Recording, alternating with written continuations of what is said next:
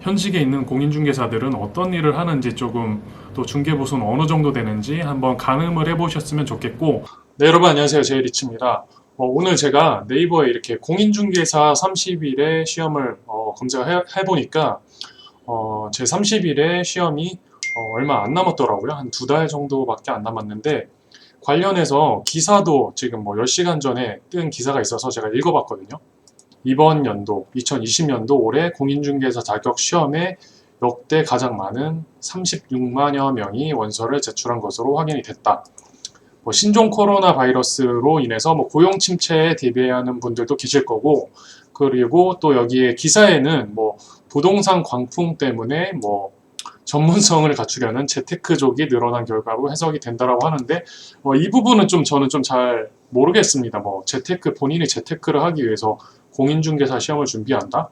그러기에는 사실은 실질적으로 공인중개사 시험은 그냥 자격증 시험이기 때문에 실무적으로 사실 재테크를 하는데 과연 도움이 될까는 저는 잘 모르겠습니다.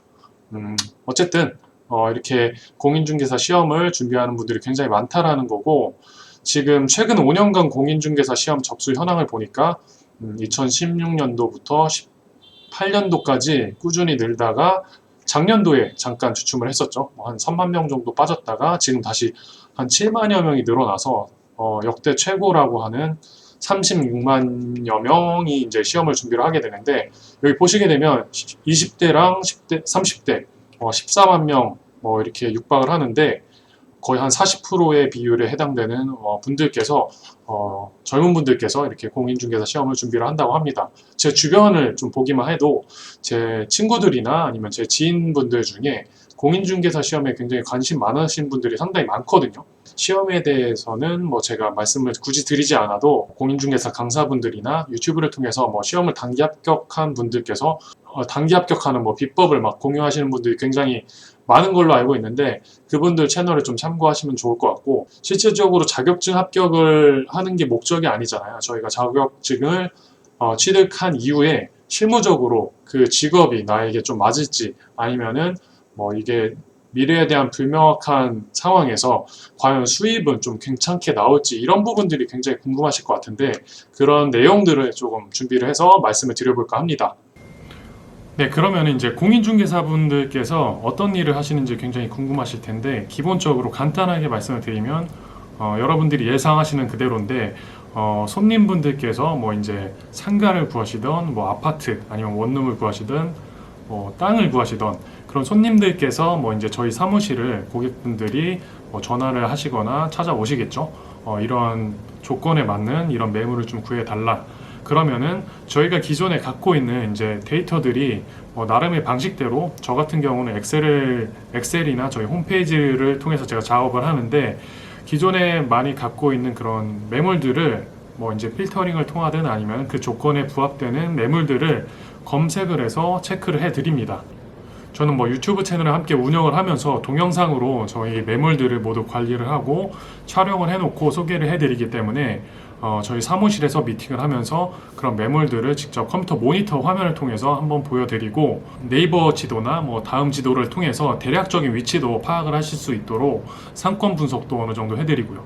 그런 과정을 통해서 이제 손님께서 그쪽 현장에 직접 방문을 해보시고 싶다라고 하면은 그 매물 위치에 가서 또 안내를 해드리고, 그 이후에 여러 가지 상가 계약을 진행함에 있어서 챙겨야 될 부분들을 조율을 한다거나, 저 같은 경우에는 이제 상가 창업자분들을 굉장히 많이 만나기 때문에 창업하시려는 업종에 따라서 챙겨야 될 행정 서류라든지 아니면은 법적인 제한들은 없는지, 임대인분이 보유하고 계신 토지라든지 건축물의 등기 사항들도 한번 체크를 해서 문제되는 사항은 없는지, 이런 법적인 사항들을 조금 꼼꼼히 챙겨드리고, 그런 부분들이 다 조율이 되고 마무리가 되었을 때 이제 계약으로 진행이 되거든요.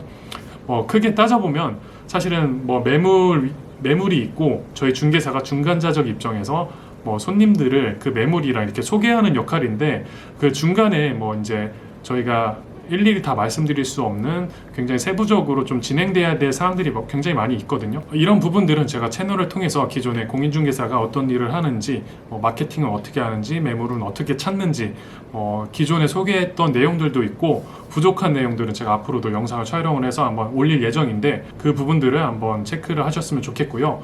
대략적으로 저희가 사용하고 있는 계약서를 작성을 하고 또 중개보수를 받고 있는 그 프로그램을 통해서 어떠한 계약을 했을 때 어느 정도 수입이 생기는지 그런 부분을 좀 개략적으로 좀 보여드리도록 할게요.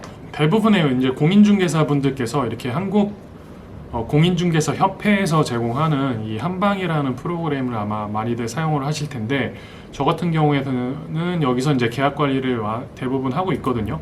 제가 임의로 계약서 작성했던 것 중에 하나를 수정을 해서 한번 보여드리도록 할게요.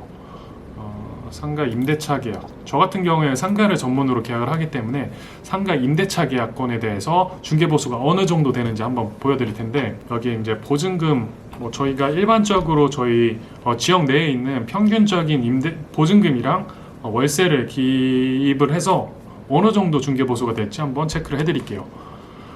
보증금이 보통 3천에서 5천 정도 하는 상가들이 굉장히 많거든요. 굉장히 큰 상가는 아니고 20평, 한 30평대 되는 괜찮은 위치에 있는 상가 기준이고요. 보증금 3천에 월세 한 200 정도로 제가 한번 세팅을 해볼게요. 이렇게 하게 되면 상가 계약의 경우 0.9%를 받게 되니까 중개보수가 207만 원이 부가세 별도로 발생이 됩니다. 이 부분은 임대인이랑 임차인 양 당사자에서 받는 금액이기 때문에 곱하기 2배 하게 되면 414만 원 정도 되겠네요. 괜찮은 보수라고 저는 생각을 합니다.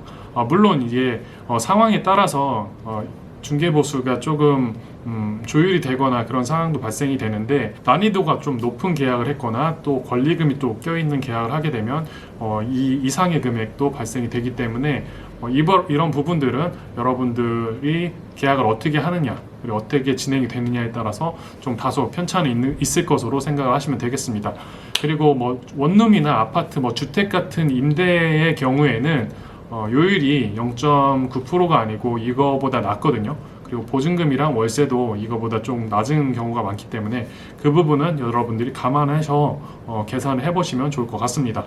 현직에 있는 공인중개사들은 어떤 일을 하는지 조금 간략하게 한번 말씀을 드려봤고 또 중개보수는 어느 정도 되는지 한번 가늠을 해보셨으면 좋겠고 세부적으로 공인중개사분들께서 진짜 디테일하게 들어가서 하루 일과는 어떻게 되는지 어떤 일을 하는지 궁금하신 분들은 채널을 좀 구독을 하시고 제가 기존에 촬영해 놓은 영상이나 앞으로 업데이트 되는 영상을 통해서 참고하셨으면 좋겠습니다.